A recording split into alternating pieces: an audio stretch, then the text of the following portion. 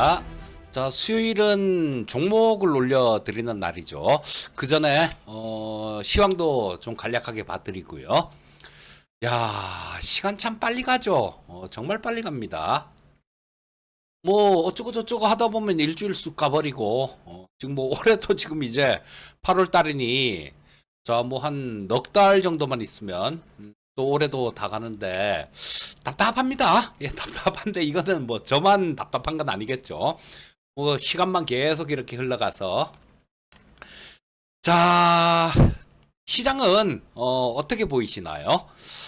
자, 오늘 시장도 조금 뭐 그냥 물에 물 탄 듯, 술에 술 탄 듯, 뜨미지근한 그런 시장이었어요.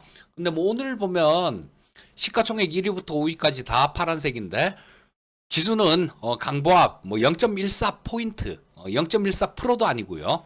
0.14포인트 플러스로 끝났으니까 뭐 지수 자체는 뭐 좀 잘 방어한 그런 모습입니다. 자, 근데 이 시장이 조금 이렇게 그냥 의미 없이 등락만 하고 있죠. 어떤 한쪽 방향으로 이렇게 방향을 잡고 움직이는 게 아니라 그냥 의미 없는 등락만 거듭하고 있습니다. 요거는 저 옵션 만기가 다음 주 목요일이에요. 자, 그래서 일단 옵션 만기하고도 외국인들 포지션 영향을 받을 때가 됐죠. 근데 이번에는 이번 물에는 만기 근처에서 영향을 받는데 이번 물에는 뭐 그렇지도 않았던 것 같아요. 월물 초부터 되게 영향을 받았던 것 같습니다. 이날 10일이 저 7월물 만기였고 7월 11일부터 8월물 옵션이 거래가 됐죠. 근데 거기서 거의 차이가 없는 그런 모습입니다. 이게 이런 모습 이런 것 때문에 그럴 거예요. 자, 옵션을 보게 되면 7월 11일부터 이 외국인들 옵션 시장 포지션 보면 자, 여기가 7월 10일 이날이 만기였었죠. 이날이 만기였고 7월 11일 날 보면요. 콜옵션을 128억이나 매도를 쳤어요. 그리고 그 다음 날도 콜옵션을 72억이나 매도를 쳤습니다. 자, 그러면 저 이틀 동안 콜옵션을 200억을 매도를 친 거예요. 자, 뭐 200억 애게 하시는 분들도 계실 수 있는데 그거는 파생 쪽에서 전혀 문외한이기 때문에 그런 얘기를 하시는 거죠. 자, 이 매도 포지션하고 매수 포지션은 천지 차이예요. 이 매도 포지션은 물어줘야 되는 겁니다. 만약에 내가 20만 원에 매도를 쳤는데 이게 40만 원이 되면 나는 40만 원을 물어줘야 되는 거예요. 자, 그렇기 때문에 매도 포지션 때로는 이게 옵션 시장에서 뭐 몇백 배 나왔다 이런 얘기들도 하고 그러잖아요. 그래서 이게 매도 포지션 같은 경우는 매도 잘못 치면 진짜 패가망신합니다. 옛날에 그런 경우 되게 많았어요.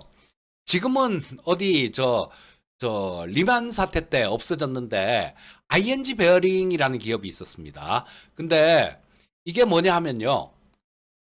원래 미국의 베어링이라는 은행이었어요. 근데 풋옵션 매도를 잘못 쳐서 저 블랙먼데이 때 풋 매도를 잘못 쳤죠. 그래서 은행이 망했어요. 은행이 파산했습니다. 그걸 ING 쪽에서 인수를 해서 ING 베어링 이렇게 됐었고요. 일본이 잃어버린 20년, 30년 이렇게 가게 된 영향에도 옵션 시장이 상당히 많이 기여를 했습니다. 뭐 자세한 내용은 얘기하면 길어지는 거고 어쨌거나 여기서 저 옵션 시장에서 몇백억은 굉장히 큰 금액이다. 이렇게 아시면 될 거고요. 자, 그리고 풋옵션도 마찬가지예요. 자, 보시게 되면 여기서 11일이 만기였었죠. 자, 이때 저 11일이 만기였으니까 이때가 만기였었고 자, 이때부터 계속해서 매수는 찔끔하고 매도 계속 늘리잖아요. 계속해서 매도 포지션을 늘렸습니다. 이 얘기는 콜옵션도 대규모 매도, 풋옵션도 대규모 매도, 양매도 포지션이죠. 양매도 포지션은 어느 한쪽 방향으로 주가가 강하게 치고 가버리면 진짜로 머리 아픈 포지션이에요. 자, 뭐 콜 매도는 올라가면 머리가 아픈 거고 전에 또 그런 분 계시더라고요. 콜 매도면 올라가야 돈 버는 거 아니냐? 콜인데 이렇게 얘기하시는 분도 계시던데 답답해요. 좀 그런 글은 적지 마세요. 답답합니다 그거. 콜옵션 매도 포지션이 있고 매수 포지션이 있잖아요. 콜 매수 포지션은 당연히 올라가야 먹는 거죠. 그럼 그 반대에 있는 매도 포지션은 뭡니까? 올라가면 손해 본다는 얘기잖아요. 자, 그래서 이거는 뭐 저 파생하는 사람들은 기본적으로 기본으로 알고 있는 건데, 그분 같은 경우는 설핏 주워 듣고 콜은 올라가야 돈 버는 거다, 그런 것만 설핏 주워 듣고 한 얘기입니다. 자, 그래서 지금 되게 양매도 포지션이 굉장히 많아요. 콜도 많고 풋도 많고. 얼마나 되는지 한번 볼까요? 자, 오늘 지금 저 선물 옵션 포지션은 그때가 돼야 제대로 나옵니다. 4시 20분이 돼야 제대로 나오는데 지금 4시 1분이네요. 아직까지도 뭐 오늘 포지션은 제대로 반영이 안 된 것 같은데, 일단 지금 현재 기준으로 보시면 외국인들 콜 옵션 419억 정도 매도 쳤습니다. 풋 옵션 375억 정도 매도 쳤어요. 이번 물 들어서. 자, 그렇다면 이렇게 매도 규모가 꽤 큰 거예요. 이 정도면. 이런 수급이면 크게 안 움직인다, 크게 움직일 거 없다, 이렇게 보시면 됩니다. 자, 뭐 오늘 저녁에라도 미국 시장이 되게 좋아서 훅 들어올린다, 그럼 내일 아침에 훅 떠서 시작한다, 그러면 그리고 내일 되게 좋았다, 그러면요 요거는 또 밀어놓을 가능성이 되게 높습니다. 그 반대로 또 훅 밀었다, 훅 밀어놨다, 그러면 이때 나온 것처럼요, 이날 126포인트 뺐잖아요. 그러고 난 다음에 지금 어느 정도 이렇게 회복을 해놨지 않습니까? 요런 모습처럼 훅 떨어지면 또 들어올려 놓을 가능성이 되게 높아요.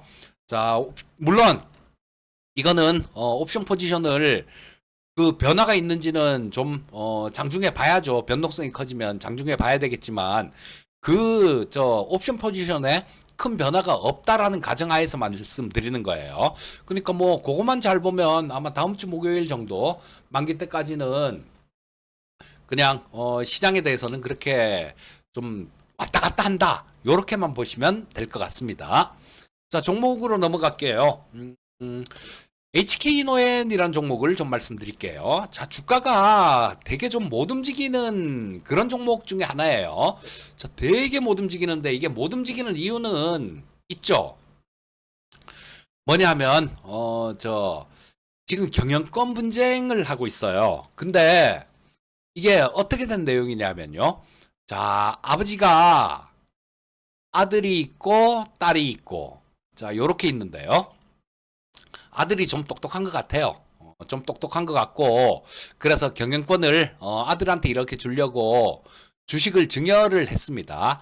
자, 근데 HK이노엔이 아니라 한국콜마 홀딩스 얘기하는 거예요. 한국콜마 최대 주주가 한국콜마입니다. 한국콜마인데 이 지분을 아버지가 아들한테 요렇게 증여를 해주면서, 야, 너 네 동생 구박하면 안 된다, 네 동생 쫓아내거나 뭐 절대로 그러면 안 돼 하고 주식을 증여를 해줬습니다. 자, 그 동생은 콜마인 BH를 경영하고 있죠. 자, 근데 이 콜마인 BH 실적을 보면 되게 안 좋아요. 실적이 좋았었는데 뚝뚝뚝뚝 떨어졌습니다. 그래서 처음에는 받을 땐 그랬겠죠. 예, 아버지 알겠습니다, 제가 잘 챙길게요, 그랬겠죠. 근데 이 동생을 추출을 하려고 그랬어요. 축출하려고 그러니까 아버지가, 야, 내가 하지 말라 그랬지, 그 동생 잘 돌봐주라 그랬지, 너 임마 내가 주식 준 거 증여한 거 그거 내놔. 그래서 소송을 하게 됐습니다. 지금 소송 중이에요.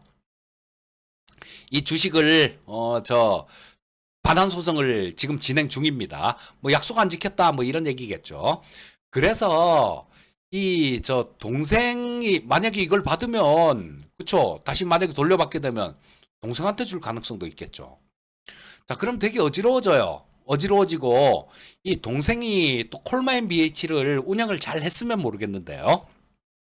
콜마인 BH가 실적 한번 확인해 보세요. 몇 년 전보다 되게 급격하게 좀 많이 안 좋아졌습니다.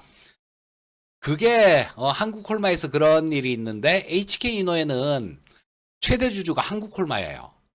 그렇기 때문에 그 영향으로 주가가 잘 못 움직입니다. 근데 보유하고 있는 재료들은 꽤 있죠.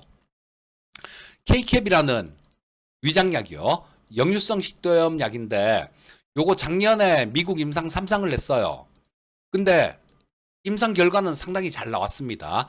그래서 올해 내 저 FDA에 승인 신청을 할 거예요.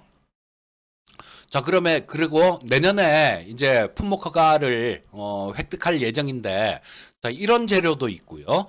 자, 그리고 저 실적이 되게 좋아요. 자, 요거 보시면 지금 시가총액이, 그리고 또 하나 컨디션 만드는 회사입니다. 우리 그 숙취해서 음료 있잖아요. 컨디션. 그거 만드는 회사예요. 자, 시가총액이 1조 2,800억 정도 되는 회사인데 실적 보시면 자, 여기 자, 작년에 한 882억 정도 영업이익이 흑자가 났는데 올해 1,000억 좀 넘을 것 같습니다. 1,000억 좀 넘을 것 같고, 자, 뭐 1분기 실적이 워낙 좋아서 2분기 실적이 조금 영업이익이 조금 덜 나왔는데요.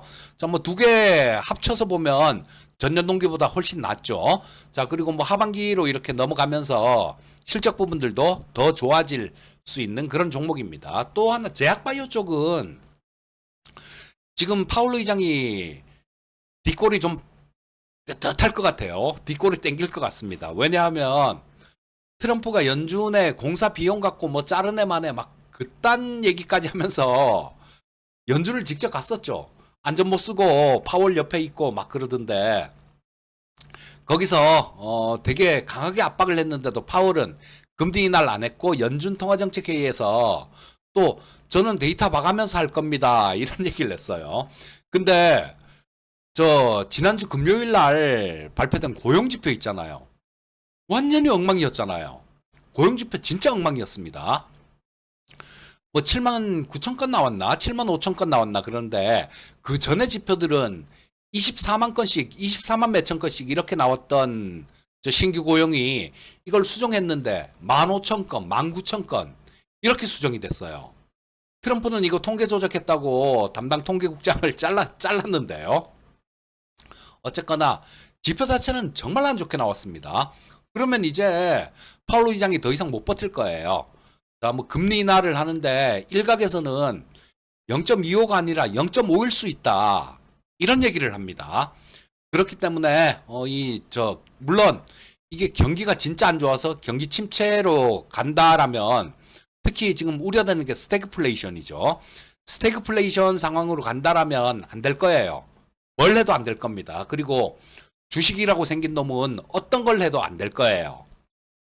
하지만 그런 게 없다라는 가정을 하면 미국의 금리 인하 경로는 이제 다음 연준에서는 할 거다. 0.5냐 0.25냐 그거다. 이 정도의 예상을 할 수 있는 거죠. 제약바이오 쪽 같은 경우는 금리 인하를 하면 거기에 굉장히 큰 수혜를 받을 수 있는 게 제약바이오 섹터입니다. 자, 뭐 그래서 일단 뭐 트럼프가 다음 주 정도에 반도체하고 의약품 관세를 물린다 이렇게 얘기하는데 내년에 뭐 150% 그리고 최종적으로는 250%까지 올린다 이런 얘기를 하는데요. 이거는 지금 되게 많이 알려진 재료잖아요. 올해 봄부터 의약품 관세 때릴 거야, 관세 때릴 거야, 관세 때릴 거야 계속 얘기를 했습니다. 시장은 이 제약바이오 주식들은 그렇게 생각하고 있는 것 같아요. 야, 그냥 때려 빨리. 하루 이틀이라 해야죠. 처음에는 관세 때릴 거야 하면 겁을 내죠. 움츠려 듭니다. 무서워요. 근데 그 다음에 또 때릴 거야 그러면 그러다가 세 번, 네 번 이렇게 되면 그냥 때리라고 이렇게 되는 거죠. 자, 그래서 뭐 이 관세로 인한 충격 이런 것들은 지금 상당한 기간이 지났기 때문에 어느 정도 반영이 됐다라고 봅니다. 그래서 오늘 말씀드린 종목은 HK이노엔을 말씀드렸으니까요. 경영권 분쟁하고 뭐 시끄러운 일들 이런 일들은 시간이 지나면 해결날 부분이고요. 그리고 중요한 거는 가장 중요한 게 K캡 미국의 임상 허가 임상 허가된다. 임상 실험 잘 됐습니다. 뭐 그걸 그 결과를 바탕으로 신청을 해서 FDA 승인은 내년 정도에 득하지 않을까 싶은 생각이 들어요. 자, 실적, 뭐 성장성 이런 거 다 보유하고 있는 종목이기 때문에 이런 거 한번 잘 노려보셔도 좋을 것 같습니다. 자, 오늘 방송은 여기까지 하기로 하고요. 저는 다음에 또 뵙도록 하겠습니다. 감사합니다.